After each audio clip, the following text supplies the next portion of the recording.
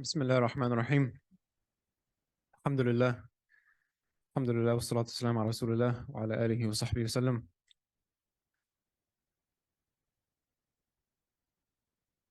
إن الله وملائكته يصلون على النبي يا أيها الذين آمنوا صلوا عليه وسلموا تسليما.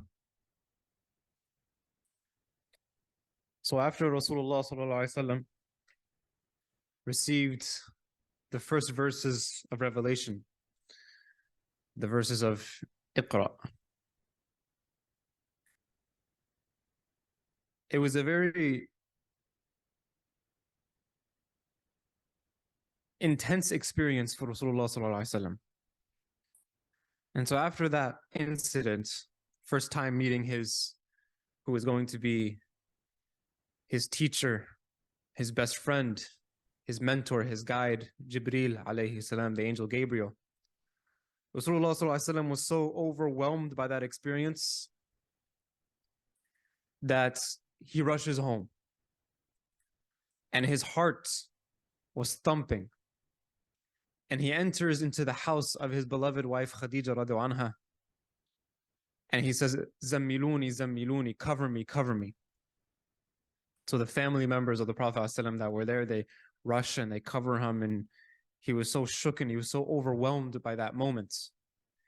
He was so overwhelmed by the idea that he's now going to have such a large responsibility on him.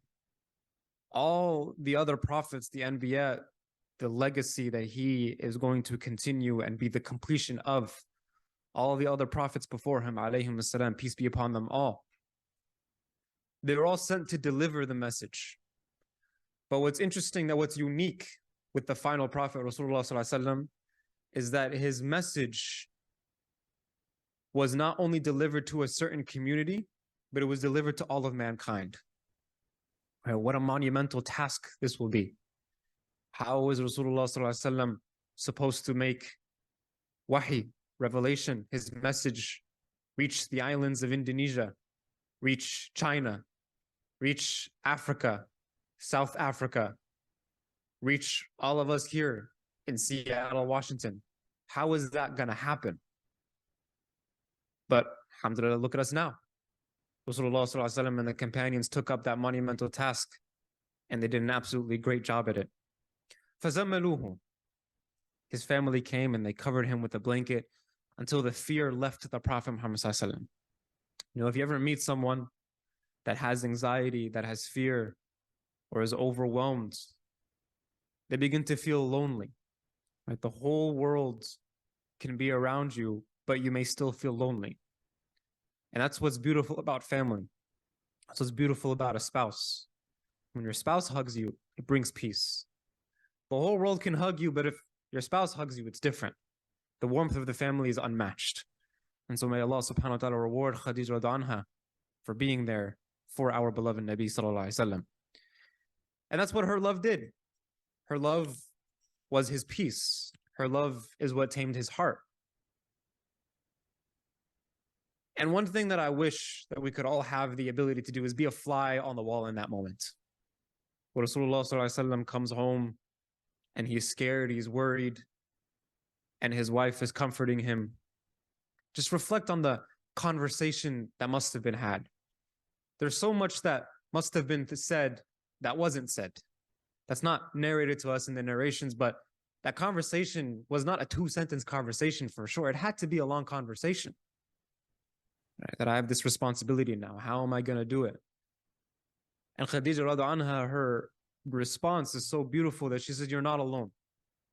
Khadija radiallahu anha, accepts Islam. She says, La ilaha illallah Muhammad Rasulullah. We'll figure this out together. Right? So a big group of scholars hold the position that Khadija radiallahu anha is the first person to accept Islam. Right? She was the first person to accept Islam.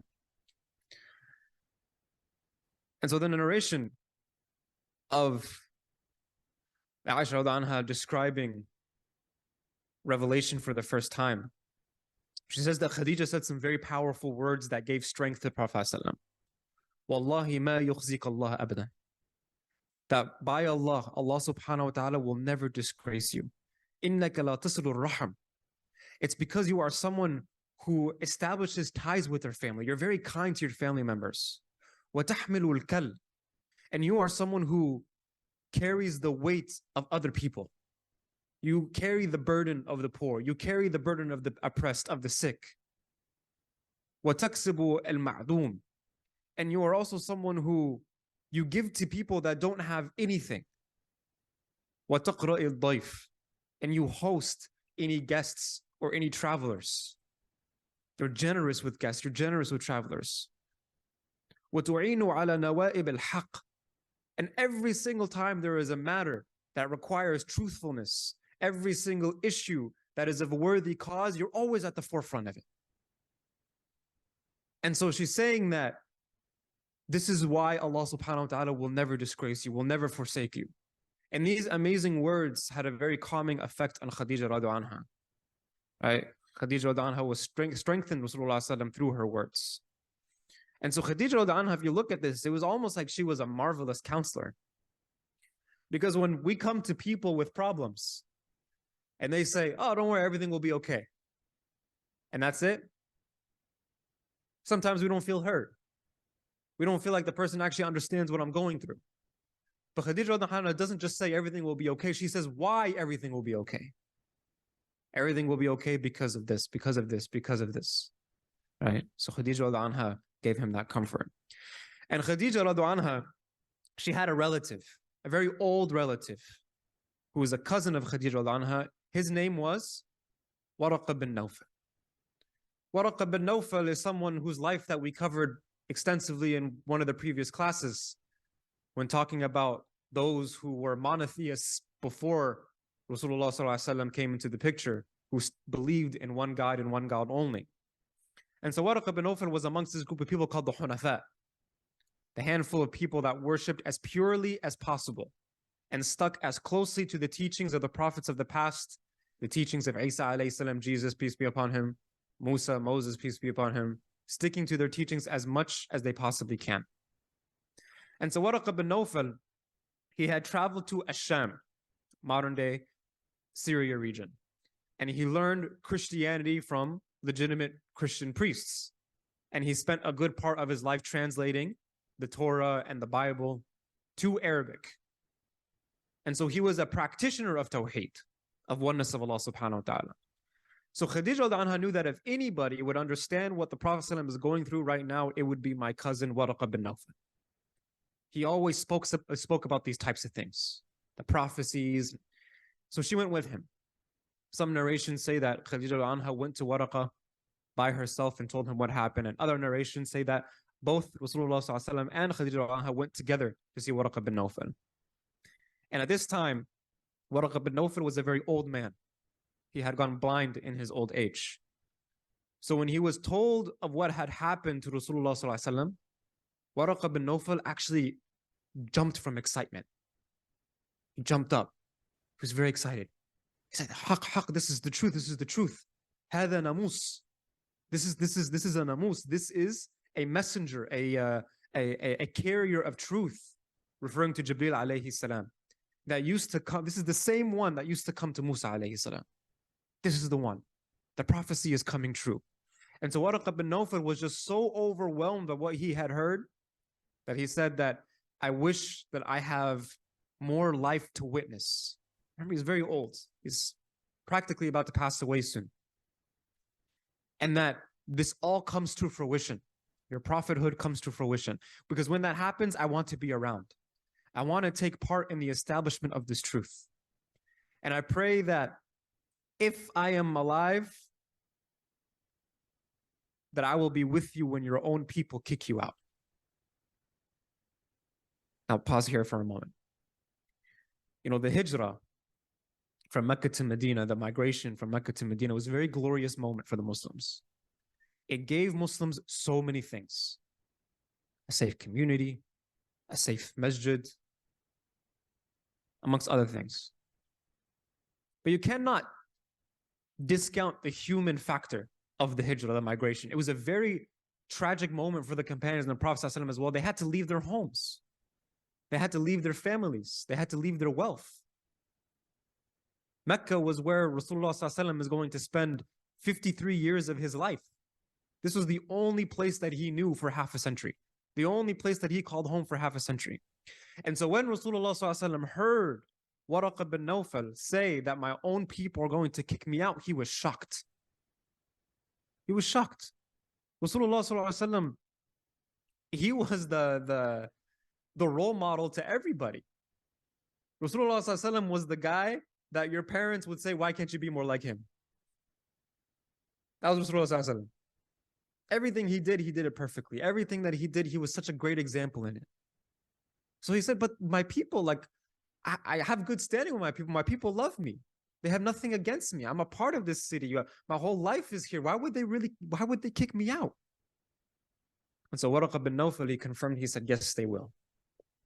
Because whenever anyone came with this type of message that you have come with, of justice, of mercy, of oneness of Allah subhanahu wa ta'ala, worshipping none other than Him, never did a person ever bring what you are bringing today, except that they were opposed. They were made an enemy of their people. And if I'm still around on that day, I will help you with everything that I've got. Because the reality is people will die before they give up their prestige. Let's look at what's going on around the world today. Right? In Palestine. Just like you'll see soon in the Seerah. The leaders of Mecca, there's undeniable evidence that they believed in the Prophet Muhammad and they believed that he was right, that he was speaking the truth. But if they accepted that truth, which is why Islam is not just knowing the truth, it's also accepting the truth, right? The word kafir is not someone who disbelieves, it's someone who rejects. Understand? So it's someone you have to accept, you have to believe and accept in order to be a Muslim. And so just like you'll see soon, the leaders in Mecca, they believed in him. But if they accepted it, that means they have to accept justice. That means they have to accept all the wrongs they have committed. They have to accept righting those wrongs. They have to accept giving up power to people that are actually worthy of power and will bring justice and mercy to the land. Same thing today. Honestly, maybe I'm naive. Maybe I'm the one that's naive.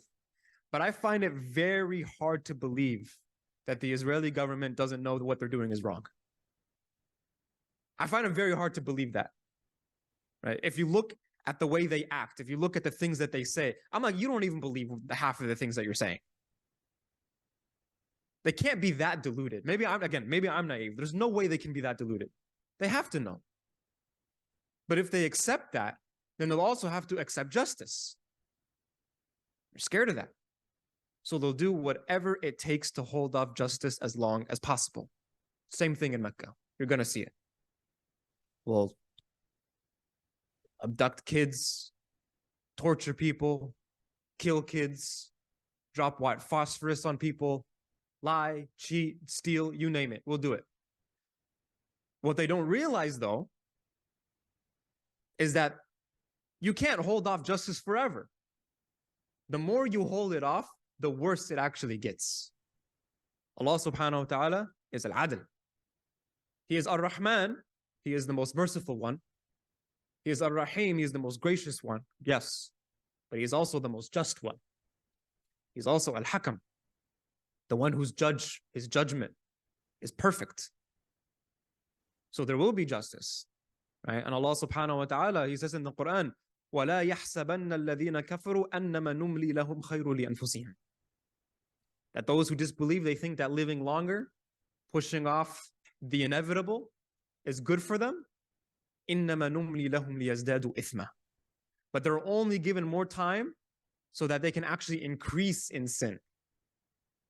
وَلَهُمْ عَذَابٌ مُهِينٌ. And then when they come on the day of judgment, they will suffer a humiliating punishment. So the justice will come, right? But then the Prophet Muhammad ﷺ, what happened? He comes back to Mecca in the conquest of Mecca, and he establishes justice and mercy when he brings down the idols, and then he also says, "La tathriba alaykum al-yawm." Nobody's going to be killed unjustly today. forgiveness for everybody, right? Like Musa will come back later and take the kingship from Fir'aun. So the same thing, right? This is what we strive for. We strive for us to establish justice and mercy in the land, all over the world. And so Waraqah, he did not live long after that meeting. So this wasn't Waraqah's only meeting with the Prophet Muhammad though. Shortly after receiving prophethood, Rasulullah had a daily practice of sitting in the Kaaba in very deep reflection. And a few days later, Waraqah was there at the Haram, worshipping, and he saw the Prophet. He went up to him. He told the Prophet, I believe in what you are saying, and I hope I have the opportunity to stand by you and help you. And he kisses Rasulullah on the forehead. And shortly after that, Waraqah bin Nawfal passed away. Years later, Waraqah's relatives would ask the Prophet about his fate in the hereafter. To which Rasulullah said in a narration in Tirmidhi that I saw Waraqah bin Nawfal wearing white thobes. He was blessed with gardens in paradise. And so because of this, many scholars actually hold the opinion that Waraqah bin Nawfal was the first person to accept Islam, because when Khadija radiallahu anha went to the Waraqah bin Nawfal, there's an argument that said that she didn't really understand what was happening, but once she understood, she accepted. But because Waraqah bin Nawfal was the first one to really truly understand what was happening, that he was the one to accept Islam, even though he did not utter the La ilaha illallah Muhammad Rasulullah, the Shahada directly, because the declaration didn't really exist at that time. It didn't really exist at that time. The acceptance of Islam looked different. Now, after Rasulullah received his first divine revelation, there was a time period that followed called Fatrat al-Wahi, also known as a pause or break in revelation. The details of which verses were revealed second, third, and fourth is where you're going to find a lot of differences, right? Generally, the same verses are narrated, but how they happened and when they happened, you're going to find differences between ulama, between the scholars and the timeline of Seerah. From this point, when Khadija radiallahu anha and the Prophet ﷺ were walking back, there are some scholars that say that when he went back home, the Prophet ﷺ immediately received his second revelation, which is the first few ayat of Surah Al-Qalam. Noon, right? Noon. وَالْقَلَمِ وَمَا يَسْطُرُونَ, by the pen and what they inscribed. مَا أَنْتَ بِرَبِّكَ sorry, وَالْقَلَمِ وَمَا يَسْطُرُونَ مَا أَنْتَ بِرَبِّكَ نِعْمَةِ بِمَجْنُونَ وَمَا أَنْتَ بِنِعْمَةِ رَبِّكَ مَجْنُونَ وَإِنَّ لَكَ لَأَجْرًا خَيْرًا مَمْنُونَ وَإِنَّكَ لَعَلَى خُلُقٍ عَظِيمٍ فَسَتُبْصِرُ وَيُبْصِرُونَ بِأَيِّكُمُ الْمَفْتُونَ. Those 6 verses, right? So Noon, by the pen and what they inscribed. You are not, O Muhammad, by the favor of your Lord, a madman, right? Because the Prophet ﷺ was want to make sure he's not going crazy when he's receiving revelation. And indeed, for you is a reward that's completely uninterrupted, flowing infinity reward. And indeed, you are one of great moral character. So you will see, and they will see, which of you is the one that is afflicted by evil, right?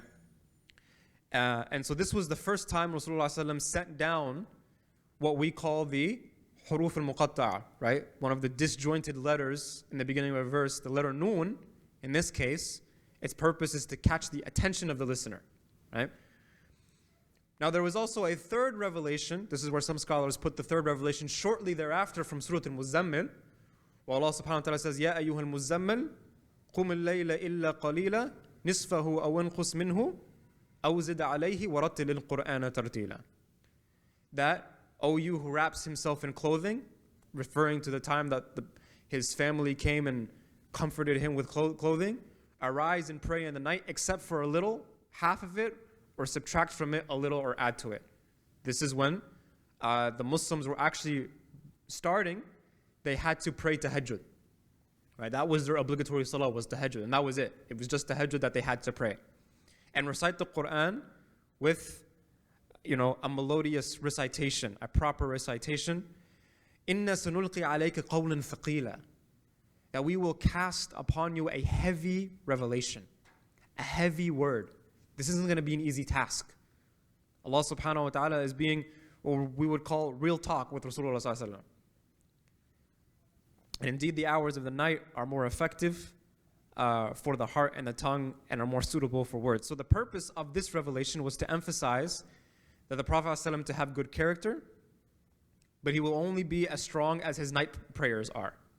So Allah subhanahu wa ta'ala is telling the Prophet ﷺ in the long hours during the night, instead of resting, you need to be worshipping Allah subhanahu wa ta'ala.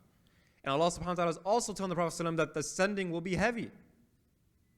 So he recognizes the task that is ahead of him, and in order for the opportunity for Rasulullah ﷺ to be able to withstand that task and fulfill his responsibility, he needs to connect and converse with Allah subhanahu wa ta'ala to recharge his spiritual battery. So every day, that's why we have our prayers. So every day that we have the opportunity to connect and converse with Allah subhanahu wa ta'ala and recharge our spiritual battery so that we can go through about the rest of our day, the rest of our weeks, our months, and our years. Now, all that I mentioned is held by a group of scholars. However, the majority of scholars say that after the first revelation, the Iqra bismi rabbika alladhi khalaq, Fatrat al-Wahi happened. So the Qalam and Muzammil didn't happen like that. But it was the first 3 revelations that the Prophet experienced, so the small group, they say that the first 3 revelations the Prophet experienced, then Fatrat al-Wahi. And then other scholars say that Fatrat al-Wahi happened after Iqra. And how many years or days Fatrat al-Wahi happened, the truth is there's nothing authentically substantiated, so we'll just leave it, inshallah. But yeah, wallahu a'lam. Anyways, during this time period, Rasulullah sallallahu alaihi wasallam continued to go to Ghar Hira hoping for revelation to return. Now, why did this Fatrat al-Wahi happen? Why did a pause in revelation happen? Where Allah subhanahu wa ta'ala sent revelation to the Prophet ﷺ and then take a pause. Well, Ibn Hajar al-Asqalani, he comments on this in his Fath al-Bari, and he says that Allah subhanahu wa ta'ala wanted him to overcome his experience and be prepared to receive and also desire revelation. So the next time it comes, and the example that he uses is a very beautiful example, he says, it's like a dry land receiving water. Right? So if you have very dry land and then it rains, what happens? Right? The land soaks up the water. So this desire for Rasulullah ﷺ to come and receive revelation again, when it comes again, what will happen? He will soak it up. He will be very excited when it comes. He will be ready to receive it. And so it was to give time for the Prophet ﷺ to, process what had just happened. And it was a very overwhelming experience, so he needed days to just recover, relax. And so after the initial shock subsided, the Prophet ﷺ then started to long for revelation again. And he had no doubt about his prophethood, and he had no doubt that he had experienced the word of Allah subhanahu wa ta'ala. So after a few more extra days went by, the anxiety began to settle in, and the Prophet ﷺ started to worry. He's like, what if Allah is upset with me? What if my reaction to the wahi was displeasing to Allah subhanahu wa ta'ala? What if Allah is angry with me? What if did I do something to displease Allah subhanahu wa ta'ala? Maybe I didn't live up to the expectations. And he began to get more nervous and more worried. And in this state of nervousness and confusion and severe anxiety, now this is a narration that I'm going to cover because it's in Bukhari and it happened during this time, and I don't want to just skip over it, but it is a narration that we kind of have to dissect a little bit, okay? Because it's not, based on our minds, our shortcomings, it can maybe cause some confusion. But the narration states that if Allah subhanahu wa ta'ala was upset with him, then the Prophet Muhammad sallam would throw himself from the mountain, right? So this can be misinterpreted. Oftentimes people say the Prophet sallam was suicidal. A'udhu billah. Okay, that's not what happened. This, I was talking to some brothers yesterday about the Arabic language having something called balagha, rhetoric, right? Or if you want to, kind of have a more modern definition to it, it could also be translated as like slang. Like expressions the Arabs use, how they use language, how they use the words in Arabic, how they use sentences in Arabic and things like that. It plays a very major role in understanding Arabic. right? It's not just nahw and sarf, it's not just grammar, and that's it, you will understand Arabic. No, you have to understand balagha too. So the Arabs, they had expressions and emotions that they would, and the way they would express them that were acceptable in terms of how society would perceive it then, but in our current circumstances, it might raise an eyebrow. Meaning that when the Arabs would speak in language, whenever they would express their emotions, they would use very powerful language to express their emotions. So Rasulullah sallallahu alaihi wasallam, in this condition, he's saying that out of my concern for displeasing Allah subhanahu wa ta'ala, I would go up on a mountain and throw myself off the mountain. Not literally, it's an expression. It's an expression, right? There's another example where, some of the Arabs, whenever a distressful thing would happen to them, or there was a tragedy or something like that would happen to them, they would go to a public area, and then, they would, especially if it's a man, they would kind of like rip his shirt off. And that would signify to people that, oh, something tragic happened to that person. Now, modern day, we're like, oh, this guy's having a psychological, emotional disorder. But back then, that's just how people were comfortable displaying their emotions. And so it's actually very interesting because it teaches us that we can't look at the simplistic approach of psychology and then put it out of context in a way people were expressing themselves 1400 years ago. I got my bachelor's degree in psychology at the University of Washington, if anybody cares or was curious. But one thing that we often did, and I always hated it, I was so confused by it, was we would examine historical figures and then diagnose them. And wallahi, to this day, it never made any sense to me. I'm like, the language they used was different, the way they expressed themselves was different, cultural norms were different. How are we going to apply these things that we look at today and apply it then? And even some of the questions, like if you're doing doing a psych eval, a very basic level psych eval, you might get 10 questions. Of the first 3 questions, you're always going to get 2. One of them is, do you think about death? Now again, you have to put things into context because as Muslims, Rasulullah sallallahu alaihi wasallam told us what? Think about death often. Because it reminds you of your purpose.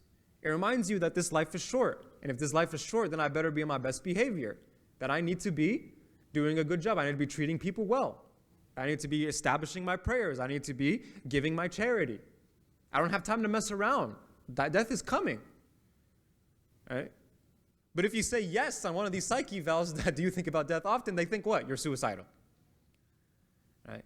So this simplistic approach of psychology, we can't apply it to our deen like that. Another is that said, do you feel, what is it? Do you feel control in your life? Do you feel like you are in control of your life? And this is like Aqidah 101. Of course not. No, there's al-qadar wal-qadar. Al-qada wal-qadar. This idea of divine decree, that Allah subhanahu wa ta'ala is the one who essentially controls the outcomes of what we do. Now we can control our actions and our behaviors, but the outcomes of that come as a result of Allah subhanahu wa ta'ala, right?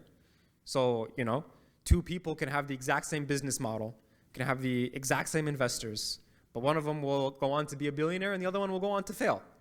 It's not because this person did something different, this person did something different. It's just the outcome is not in our hands, which is why we try our best and we do our best, but when the outcome comes, we are content with the divine decree of Allah subhanahu wa ta'ala.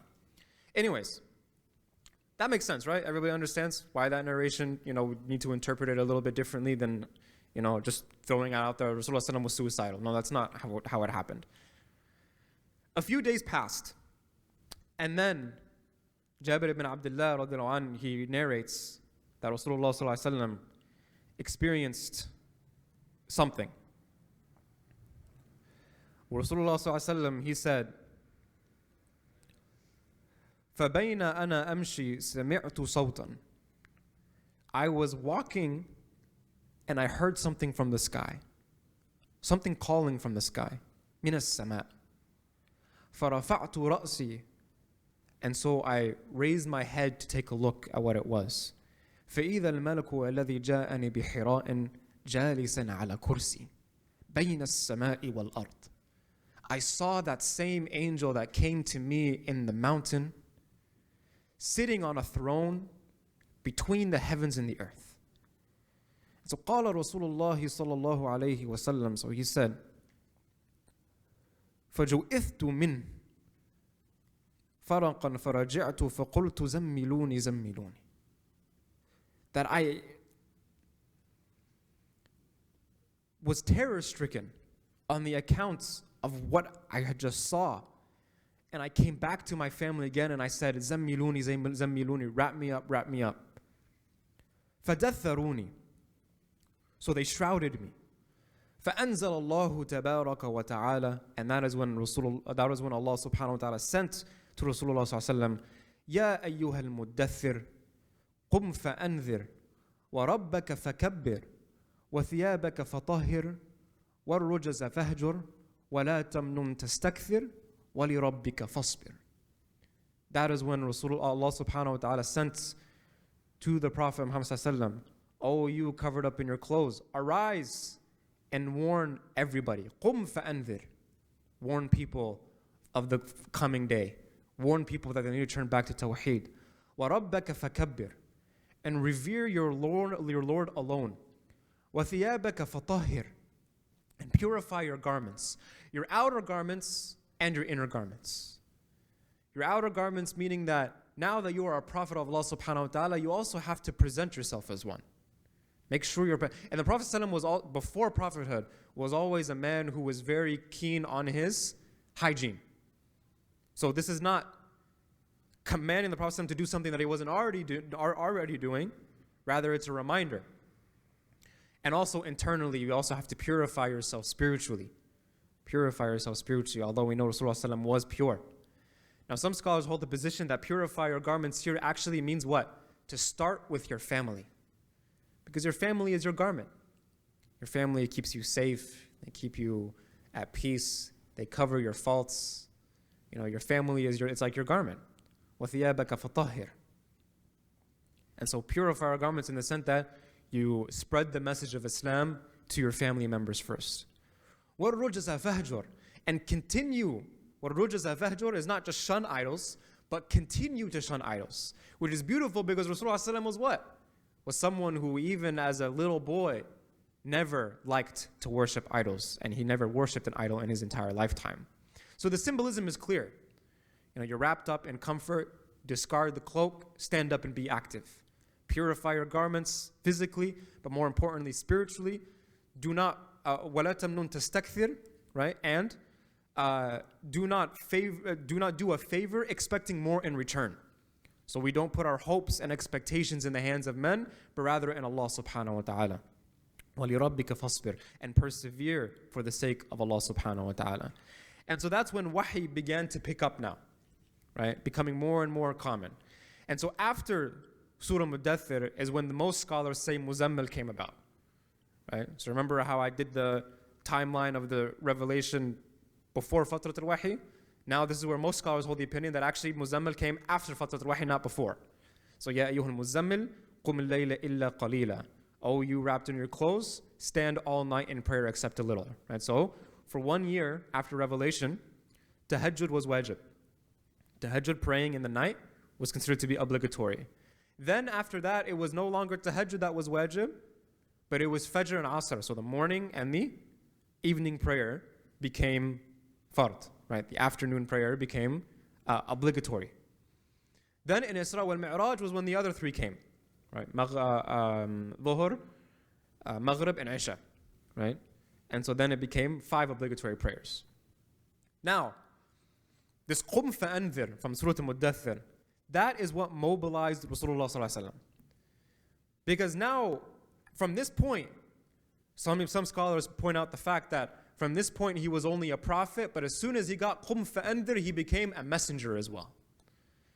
So in Islam, we believe that we have prophets and messenger, a Nabi and a Rasul, right?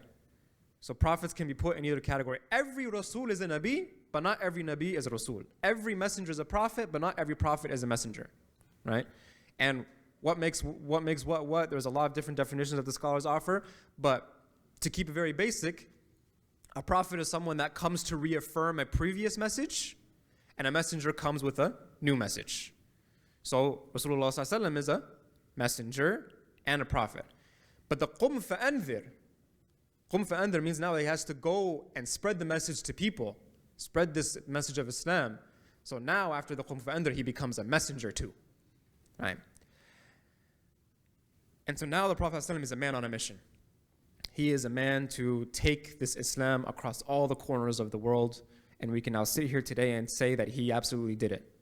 You just imagine this man at the age of 40 years old in a small room that was probably no bigger than in between those two pillars right here, with so few followers. At this point, it's just him and his wife and maybe some family members, and he was able to take this entire message across the globe. And so sometime after revelation began, there was an incident where Rasulullah ﷺ became very ill and bedridden for about 2 to 3 nights. And he didn't receive any revelation. And so one of the idol-worshipping women came to Mecca and came to the Prophet ﷺ and mocked him.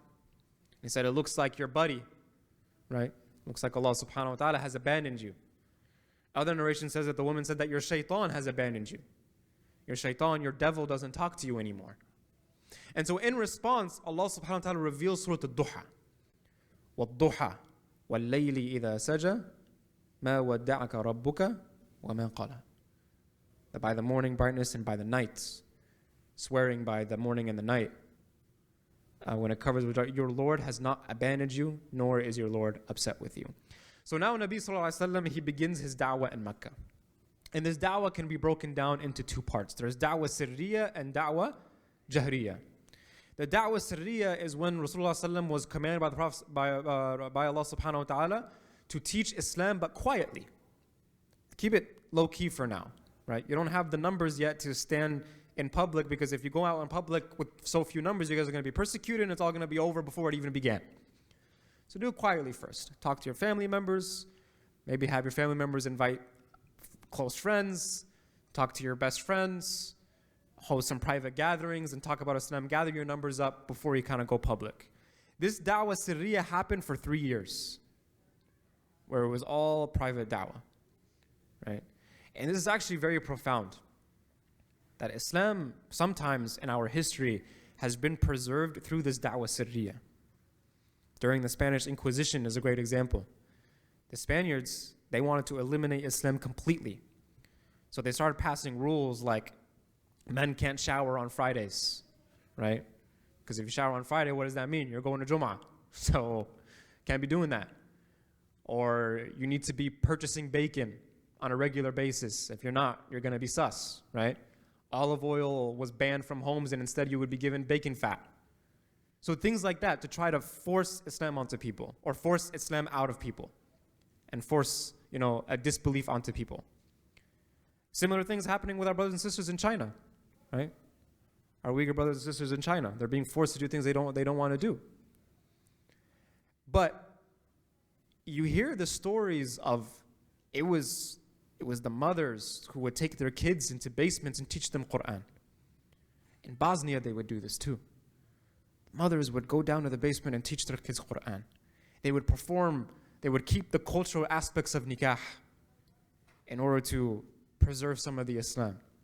And they would do all this secretly, but it's those efforts that preserved Islam within those families and in those generations that allowed us to continue to spread and grow and reach us. This da'wah sirriya is very powerful, right? And then after that was da'wah jahriya, which is a public da'wah. Now you go out and you make your Islam known. You make the fact known that you are Muslim, and you start spreading Islam as much as you can to the world. This is the important role, very important role that Rasulullah ﷺ played in reviving a humanity that at this time became dead. I say it all the time, I'm going to say it again. It can be debated, it's arguable, it's very likely that this society was the worst society humankind has ever seen. And in 23 years, the Prophet ﷺ turned it into the greatest society this world has ever seen. So now we're going to see how that happens. How the Prophet of Allah ﷺ revived humanity. And that's our role in this society, in America. Allah subhanahu wa ta'ala, He says in the Quran, كُنْتُمْ خَيْرَ أُمَّةٍ أُخْرِجَتْ لِلنَّاسِ. You guys are the best community that has been ever raised for humanity. تَأْمُرُونَ بِالْمَعْرُوفِ وَتَنْهَوْنَ عَنَ الْمُنْكَرِ وَتُؤْمِنُونَ بِاللَّهِ. You guys enjoin the good. You encourage people to do good. You forbid the evil and you believe in Allah subhanahu wa ta'ala. We are under that umbrella. Allah subhanahu wa ta'ala chose every single person in this room to be part of the ummah of Rasulullah sallallahu alaihi wasallam. What better honor is that? What better honor is that than being part of the greatest community that has ever been raised for humanity? That encourages good, that forbids evil, that believes in Allah subhanahu wa ta'ala. Oftentimes we hear people saying, with situations in America, saying maybe it's better for us to just go move back to Muslim lands and just live the rest of our lives without any problems and that's it. But my question is, if we were all gone, who would be the hope of this society? Who would be the light? Who would be the individuals spreading awareness about our brothers and sisters in Palestine? Who would be the ones pushing back against evil? Who would be the ones raising awareness? Who would be the ones protesting? Who would be the ones doing interfaith? Who would be the ones spreading da'wah, calling people to Islam? It's without a doubt our efforts have caused a shift in the way that the public views Islam in the media. If it wasn't for those Muslim efforts, the entire community would still be believing the same thing that CNN and Fox News is just putting out on a daily. Today, subhanAllah, I was telling my wife this. I went on Facebook, right? And I saw a pro-Zionism post, right? And I looked at the comments underneath. And of the comments that were there, it was being flooded with pro-Palestinian content. And I was like, Twitter makes sense, TikTok makes sense, Instagram, because it's all millennials, Gen Z, we're vibing with that stuff, right? But Facebook is where the 50, 60-year-old white women are. And they're pushing out pro-Palestinian content too. And I was like, if we got Facebook, we got it. That's it. Khalas. What's there left? But that's beautiful. If it wasn't for those efforts, who would have done that? And if it's not us, then Allah subhanahu wa ta'ala would just use someone else. So be thankful that Allah subhanahu wa ta'ala chose you to be a part of this. The past few weeks showed us why Muslims are needed more than ever here, actually. Right? Look at how much education has come at the hands of the Muslims. Do y'all know how many shahadas, how many people accepted Islam these past 2 weeks here? We've had 3. Brother Melvin here with us, mashallah. Brother Jonathan's with us, right? Leo as well. Is Leo here? Leo over there. It's been a couple months for you, right? Yeah. So, what would have happened to them? Who would have shown them the truth? So Allah subhanahu wa ta'ala chose us as His tool to spread the da'wah, to spread Islam in this country. And that's all we can ask for. That's all we can ask for. All we can ask for is to be tools of Allah subhanahu wa ta'ala that He uses for good. Right? Now we have more people giving charity. We have more people worshiping Allah subhanahu wa ta'ala. We have more people respecting their neighbors. We have more people smiling at their brothers and sisters. It's a beautiful thing. And so what we're seeing in America in terms of the shift, it should actually inspire us. Because change does not happen overnight. It's a painstaking process. Diamonds are made under extreme temperatures, extreme pressure. Materials must go through dramatic changes in order for them to become a diamond. And that's why the sacrifice of Rasulullah ﷺ is so amazing. We talk about his sacrifices a lot. Him standing in the nights and praying all night and crying for the sake of his people and for the sake of us. We talked about his service in the battlefield, that he would do whatever it took to protect or help his companions. We talked about how every single time he would be the one who would serve everybody and then would be the last to eat. We talk about his sacrifice after sacrifice after sacrifice that he's given. Practically put his entire life, not practically, he did put his entire life and wealth solely for this sake and cause of Islam. But one sacrifice we don't talk about enough is the difficulty of revelation. How heavy revelation was on the Prophet ﷺ. His heart would become heavy when he would receive revelation. His body would become heavy when he received revelation. There's one narration that says that he was on a camel while he was receiving revelation, and the camel had to sit down because it was so heavy. When he would receive wahi from Allah subhanahu wa ta'ala, he would lower his head. Aisha radiallahu anha would say that he would begin to sweat profusely. There's one narration from Zayd ibn Thabit that says that he was sitting right next to the Prophet Muhammad sallallahu alaihi wasallam and their thighs were touching. And he started to receive revelation and his thigh became so heavy that it almost broke my thigh. There's another narration where Aisha radiallahu anha said that his head was one day laying down on my thigh and he began to receive revelation in that moment and I thought that my thigh was about to break. Right? And what was so difficult about his revelation as well is his was gradual.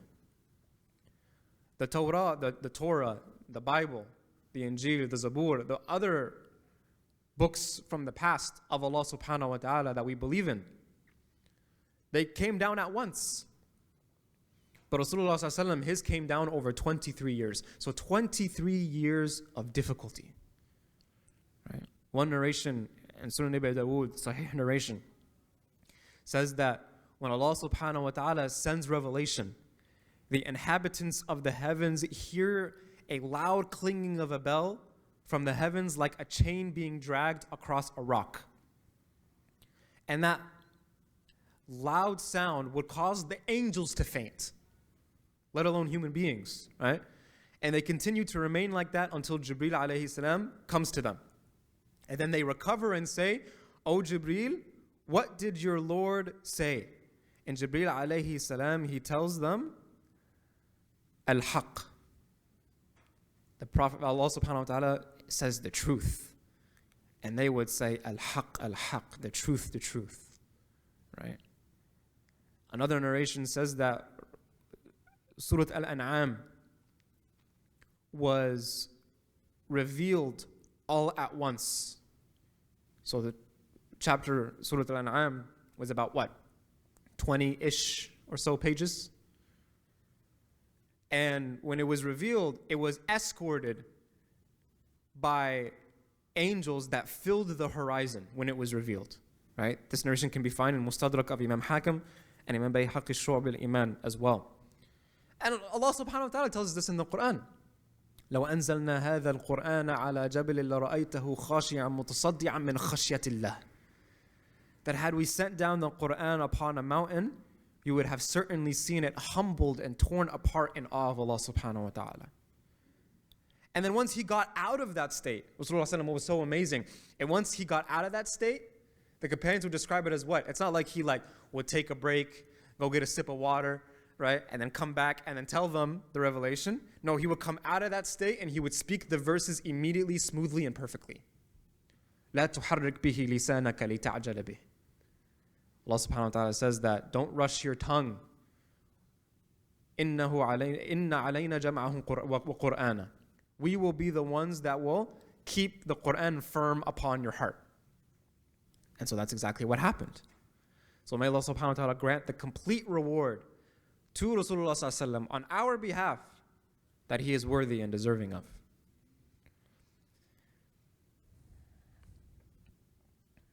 Okay. I will conclude inshallah in a second, but let's just have one quick discussion inshallah. And this discussion has to do with revelation. Because revelation came in different forms. And we want to discuss what are the forms of revelation that came. Now the scholars, they mentioned that there are 7 forms of revelation, but there are 5 that I'm going to be talking about that are relevant during the time of Rasulullah sallallahu alaihi wasallam. Right? So the first form is when Jibreel alayhi salam presents himself in his true and physical form, to inform the Prophet ﷺ of his prophethood.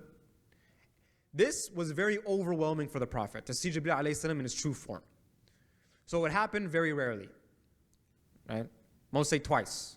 So, during the first revelation, and then during Isra wal Mi'raj, was when Rasulullah sallallahu alaihi wasallam saw Jibreel alayhi salam in his true form. The second form of divine revelation would happen whenever Jibreel alayhi salam would bring divine message to the Prophet ﷺ in physical form, and he would appear as a human being to make it easier for the Prophet. And so the form of a human being that Jibreel would take form of was actually of a real Sahabi named Dihya al-Kalbi, right? From the tribe al-Kalbi, the al-Kalbi tribe. So Dihya was a real actual person, okay? It's not that Jibreel alayhi salam was Dihya.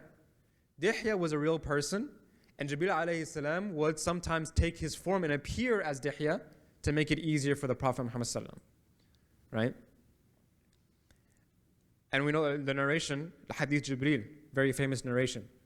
Jibreel alayhi salam, Umar ibn Khattab says, بينما نحن جلوس عند رسول الله صلى الله عليه وسلم ذات يوم اطلع علينا رجل شديد بياض الثياب وشديد سواد الشعر.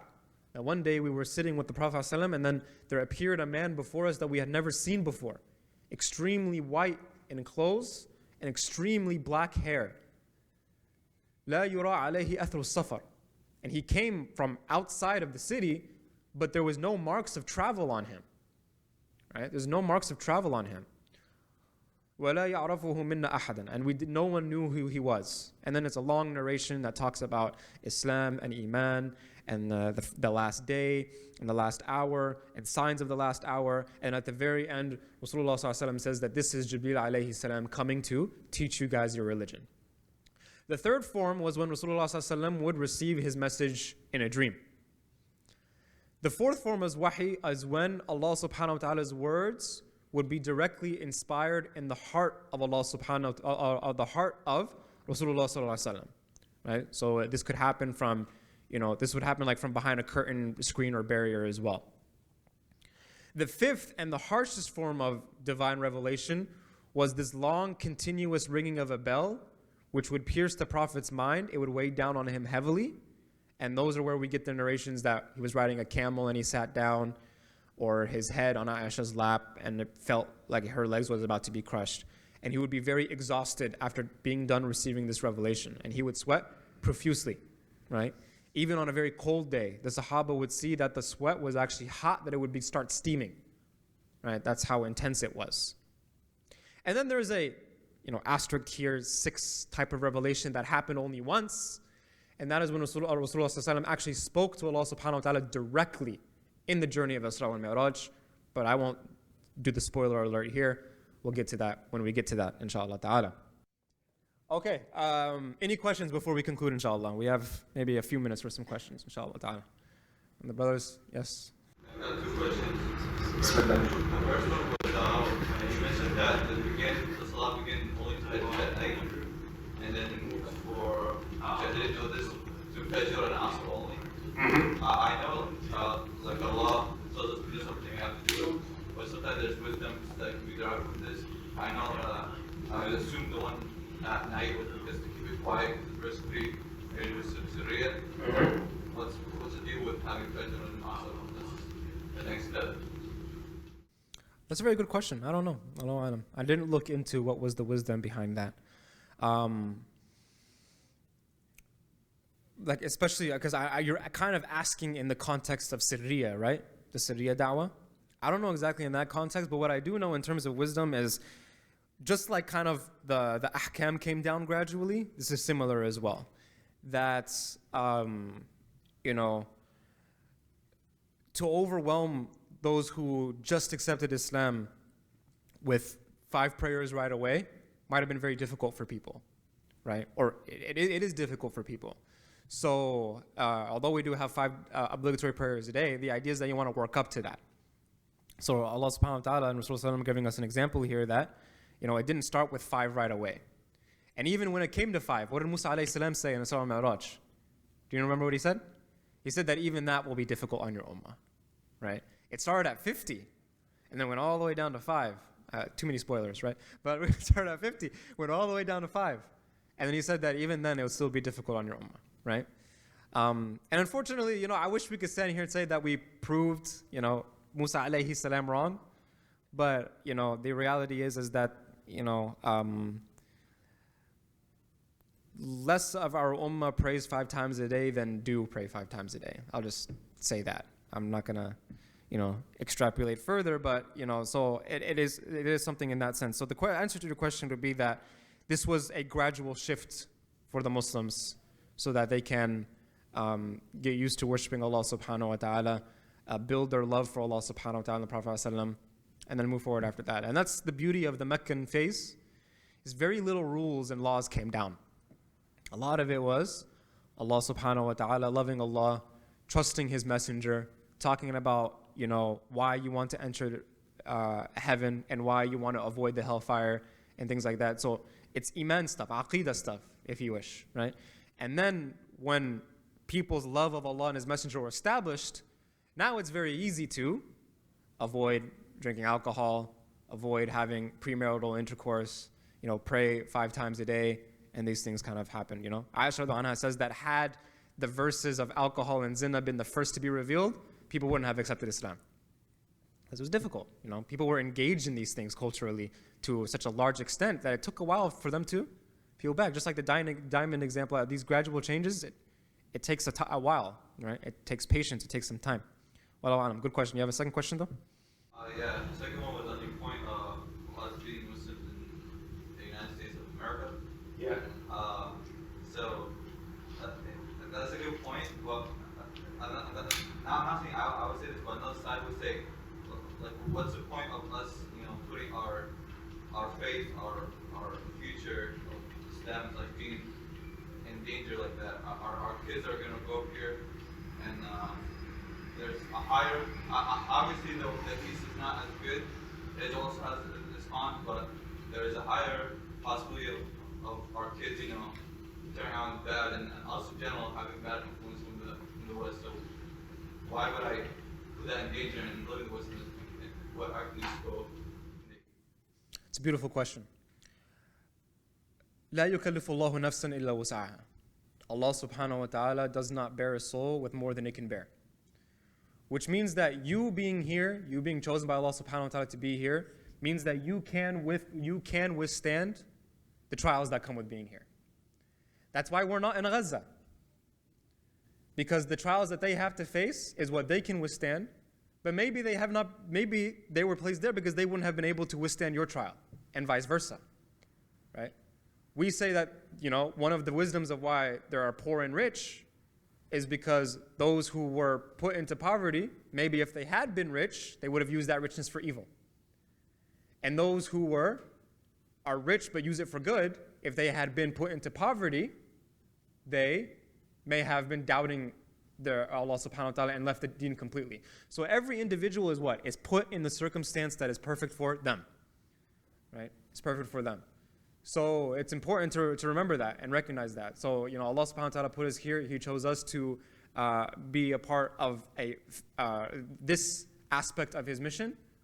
And لا يكلف نفسا وسعها. We will do our best, and results are up to Allah subhanahu wa ta'ala. Right? Yeah. Was the salah before Isra and Mi'raj the same type of salah we do today? That is a good question. I want to say no, but don't quote me on that. I know that the motions were, right? So ruku', sujood, qira'at al-Quran. But in terms of specificity, like number of rak'ats, number of times you say a certain dhikr, that came later. Understood? All right, good. Yeah, okay. Tamam. Any questions from the sisters? Yes? You said that the first people who were accepting Islam didn't necessarily recite the Shahada. So when was the Shahada formally established I also don't know the answer to that question. You guys are asking some good questions today. This is frustrating because honestly, when I prepare these classes, you know what I do? I always try to anticipate questions. You know, I always try to be like, okay, let me see while I'm reading could somebody have a question about this? If so, what could it be? And only like 2 times out of 10 do I get it right. And then the other 8 times are always like, man, I didn't even think about that. So hopefully over time I'll get better at it. But that's a good question. I'm going to write it down right now. So when I say, so they did, right? The Sahaba did formally, say the Shahada. Like they would go to Rasulullah and say, La ilaha illallah, ashhadu la ilaha illallah, wa ashhadu annaka Rasulullah. Right? They would say annaka because Rasulullah is right in front of them. Say, you are the messenger of Allah. But when I was mentioning the specific point about the Shahada, I wasn't referencing it specifically to all the Sahaba.